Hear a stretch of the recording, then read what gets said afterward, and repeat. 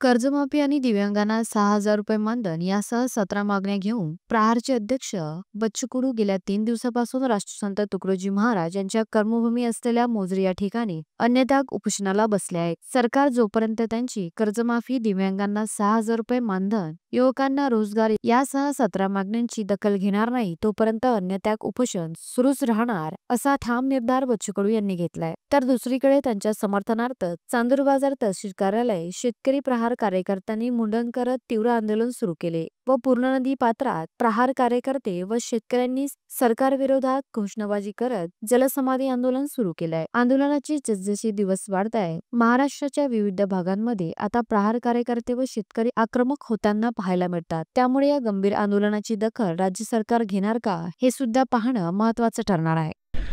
आदरणीय बच्चू भाऊंनी राष्ट्रसंत तुकडोजी महाराजच्या समाधीपाशी 8 तारखे 2 दिवसापासून उपोषण सुरू केलं, परंतु सरकारनं कुठल्याही प्रकारची दखल घेतली नाही। या शेतकऱ्यांच्या पूर्ण सरकारने शेतकऱ्यांना आश्वासन दिलं होतं की 7/12 कोरा करणार, दिव्यांगांचं मानधन वाढवणार, MRHS मध्ये वाढ करणार, सर्व योजनेचे खोटे आश्वासन या सरकारने दिले होते। या आश्वासनाकरिता आदरणीय बच्चू भाऊ 2 दिवसापासून उपोषणाला बसले आहे, परंतु सरकारने कुठल्याही प्रकारची दखल घेतली नाही।